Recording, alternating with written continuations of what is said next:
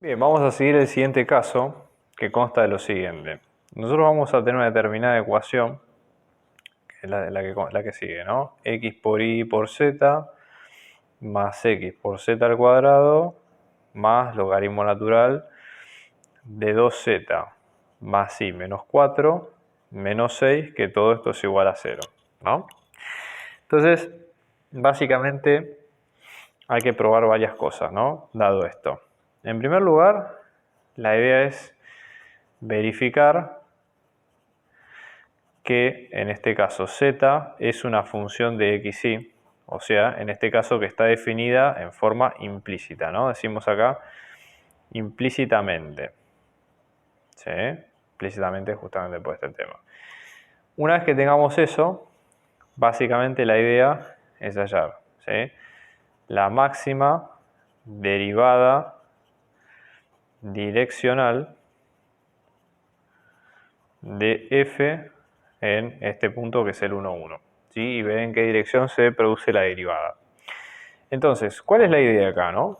Básicamente, el tema es pensar esto de la manera que sigue, ¿no?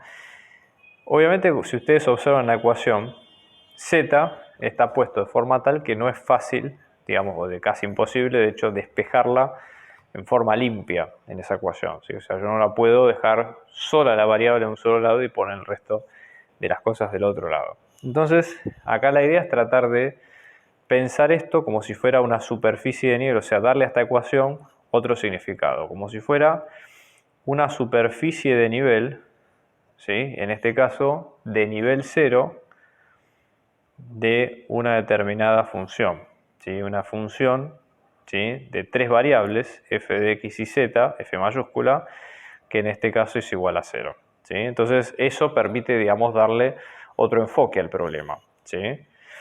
¿Qué es lo que vamos a tener nosotros acá? Esta función, en función de x y z, simplemente es todo este lado de la ecuación, ¿está bien?, que es el que ustedes acaban de ver al principio, ¿sí? O sea, no tiene, digamos, demasiada vuelta esto, ¿no? X por y por z más x por z al cuadrado más el logaritmo natural de 2z más y menos 4 menos 6. Entonces tiene que cumplir, para justamente verificar lo que pide z, tiene que cumplirse tres condiciones, ¿sí? Entonces, primera cuestión, ¿no? En este caso, de las condiciones que pide, que vamos a enumerarlas a continuación, ¿cuáles son? La primera, por ejemplo, es que en este caso pase en el 1, 1, ¿sí? O sea, en este caso toda esta ecuación está centrada en el punto 1, 1, que es para, obviamente, x e y. Entonces tenemos que encontrar cuánto vale z0, cuánto es la imagen del 1, 1 en ese punto, que obviamente esa imagen va a dar 0, ¿sí?, porque sabemos que es una superficie de nivel. Entonces eso sí nos permite despejar un valor de z para ese punto en especial. Entonces ponemos 1, vamos a ir reemplazando a partir de acá, ¿no? Vamos a tener 1 por z0 más 1 por z0 al cuadrado más el logaritmo natural de 2 por z0 más 1 menos 4, todo esto menos 6, que esto es igual a 0, ¿sí? Entonces de acá vamos a tener z0 más z0 al cuadrado más el logaritmo natural de 2 por z0 menos 4 menos 6, que esto es igual a 0. Entonces uno dice, bueno, ¿cómo hacemos para resolver esta ecuación? En realidad hay varias maneras, ¿no? Uno lo que podría hacer es tipear esta ecuación en algún programa, por ejemplo, no sé, Wolfram, Alpha o alguno similar, que lo que permite es tratar, digamos, de encontrar el valor numérico de esa función haciendo iteraciones o probando distintos valores de distintos puntos. ¿Ok? Esa sería la idea. Pero, por ejemplo, en este caso, una opción un poco más sencilla es ir probando distintos valores que a uno le puedan surgir que puedan ser convenientes. Entonces, supongamos, si yo probara, una opción, por ejemplo, sería tratar de hacer que este logaritmo, ¿sí?, me quede, en este caso, a ver, déjenme ver, acá esto sería 3, ¿sí? Una opción, por ejemplo, potable, sería hacer que este logaritmo tienda a hacerse, por ejemplo, 1. El logaritmo de 1 va a valer 0. Entonces, para eso, 2 por 2, 4, menos 3 es 1, y ahí quedaría el logaritmo de esto que vale 0. Logaritmo de 1 vale 0. Si tenemos que esto vale 2, 2 al cuadrado es 4, más 2 es 6, menos 6 es 0. Entonces acá, digamos, esto sería por tanteo, z0 nos va a quedar 2. ¿Está bien? O sea, digo, para que ustedes no piensen que solamente es esa sola forma de sacar el problema. ¿Está bien? Con lo cual ahora el punto pasa a ser el 1, 1, 2, ¿sí? Que es este que nosotros vemos acá. Entonces, una vez que nosotros tenemos esto, ¿sí? La idea es tratar de encontrar las derivadas de esa función, ¿sí? Y nos preguntamos, ¿es f de clase C1 en un entorno de ese punto, que es el 1, 1, 2? Para esto, ¿qué hay que hacer? Calcular el gradiente de f, que son las derivadas parciales de esa función, ¿sí? Y después evaluar sus dominios. Ese sería el paso. ¿Está bien? Entonces vamos a ir haciendo las derivadas parciales. La voy a dejar la función que sea visible acá, ¿sí? Entonces, para el gradiente de f vamos a tener la derivada parcial respecto de x, que esto nos va a quedar como, en este caso, y por z, ¿sí? Más z al cuadrado, acá no hay nada.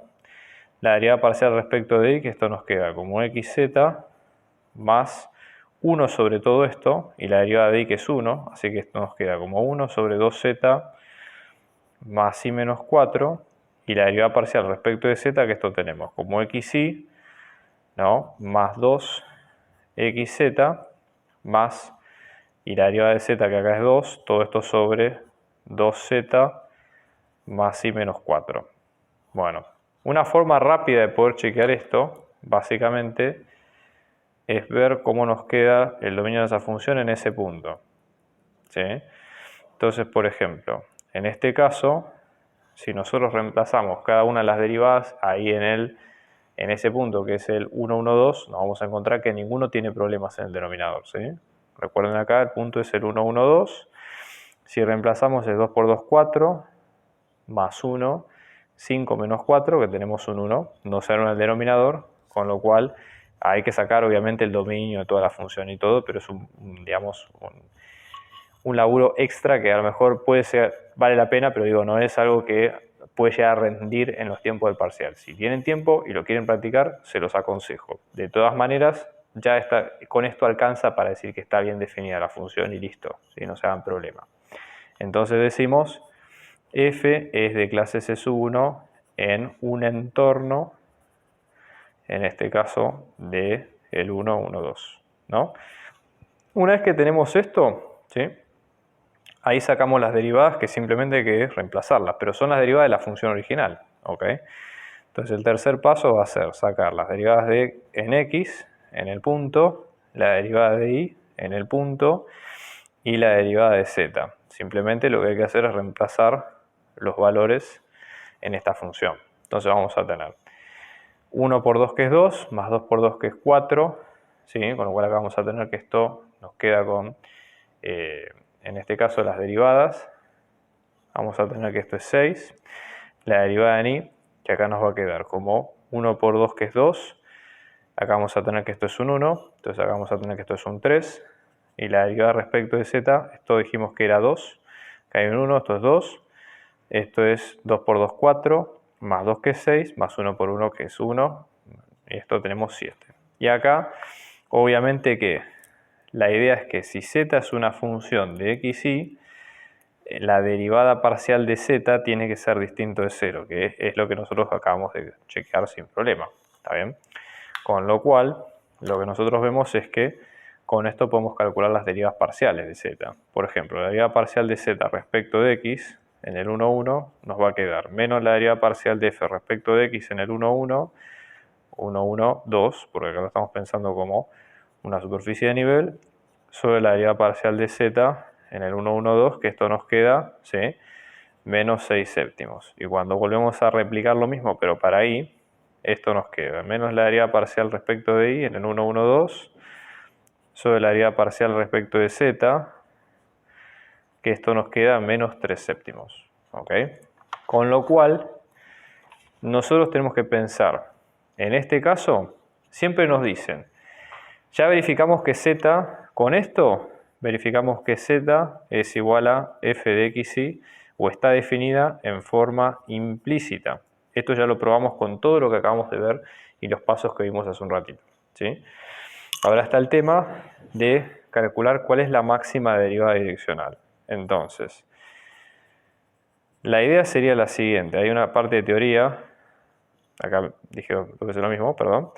Esto, en este caso, la máxima derivada direccional, si z es de clase c sub 1, esa máxima derivada direccional va a ser el gradiente de esa función, ¿sí?, en ese punto que en este caso es el 1, 1. ¿Está bien? Y la dirección, que en este caso es un punto B, va a ser ese mismo gradiente, ¿está bien?, dividido su norma. ¿Ok? El gradiente está hecho de las derivadas parciales, que es lo que sacamos recién. Entonces, si ustedes se fijan, lo que vamos a tener es que el gradiente de z en el 1, 1, ¿cuánto nos queda? Menos 6 séptimos y menos 3 séptimos, ¿sí? Con lo cual, la norma de z en el 1, 1, del gradiente, esto nos queda 6 al cuadrado sobre 49, más 9 más 3 al cuadrado, ¿sí? Todo esto sobre raíz cuadrada. Y en este caso, lo que vamos a tener va a ser 36 más 9, todo esto sobre 49, ¿sí? Todo esto en raíz cuadrada, ¿no? Entonces, en este caso, esta norma, ¿cómo nos queda? Fíjense. Esto es 45 arriba, con lo cual queda como raíz de 45 sobre 49. ¿Sí? Y nos queda como raíz de 45 sobre 7. ¿Está bien? Entonces, cuando ahora hacemos el vector b, esto es la derivada máxima, ¿no? El vector b, ¿cuál va a ser? Tenemos el gradiente, menos 6 séptimos dividido esto, ¿no? Raíz de 45 séptimos, y después tenemos menos 3 séptimos dividido raíz de 45 séptimos. ¿Sí? Cuando dividimos, los 7 se cancelan y el vector, en este caso, nos queda como menos 6 séptimos, menos 6 sobre raíz de 45 y menos 3 sobre raíz de 45. ¿Cuál es la idea? Siempre que ustedes se manejen en una determinada dirección, ¿sí?, la idea justamente es que ese vector les vaya a quedar de norma 1, con lo cual es importante que ustedes chequen siempre que eso se cumpla, ¿sí? Así que bueno, eso sería todo por ahora.